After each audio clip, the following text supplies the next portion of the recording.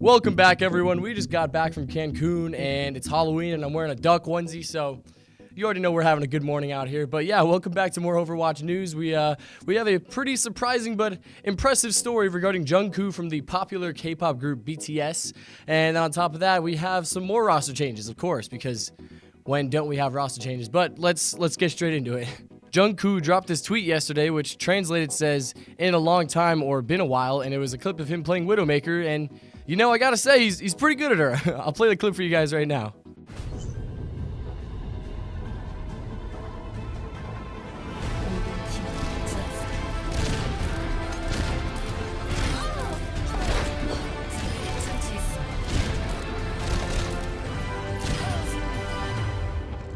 So, of course, the play was good, the aim was good, yeah, but what's really cool about this is the fact that so many people have taken notice to it. Of course, you know, you got BTS fans or just Jungkook fans who, of course, praised the heck out of him for it, but then you look at the comments and you'll see that Seoul Dynasty said something, Courage from 100T said something, and even the head coach of the Gladiators, David Pay, had something to say about it as well. That presents a question for us, though, and that is, will we ever see Jungkook or even other people in the music industry or whatever the heck it is, will we ever see them try to play professionally? And after looking through some of Jungkook's other tweets, I saw that he was primarily playing Widowmaker sniper battles, and I definitely can't be the judge of whether or not someone is good enough to compete, but I'm sure a lot of people would love to see it. Or maybe just even streaming, because, you know, I think he definitely looks good enough to just be streaming, and I'm sure tons of people would watch that. You know, he's got a huge fan base himself, and BTS has a huge fan base, so I'm sure plenty of people would watch him stream it, but, you know, maybe over time he'll put out more clips, and just maybe over time some org somewhere will maybe just actually consider picking him up. Who knows? And aside from that, we do have some more roster changes to look at because we had a recent press release from the Dallas Fuel. So OGE is confirmed to be going to the Gladiators, which we did know already. And in exchange, Decay is going to be going to the Dallas Fuel.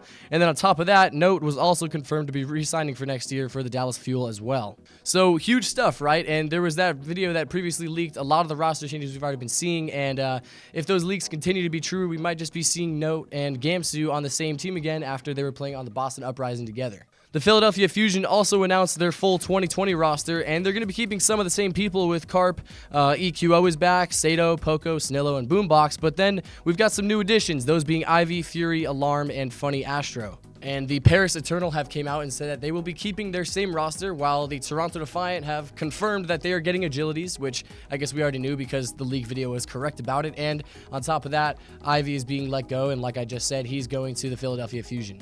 The Hangzhou Spark are keeping most of their players, 7 of them actually, and they're dropping No Smite, Bazi, Revenge, and Crystal, and then you've got the Boston Uprising who signed 2 Contenders Korea players, Myunbong and Jerry, and then you got the Seoul Dynasty who are keeping Toby, and they signed Creative from Contenders as well, and finally the London Spitfire have signed Bernard and Fuse from the Fusion University, which of course is the academy team for the Philadelphia Fusion.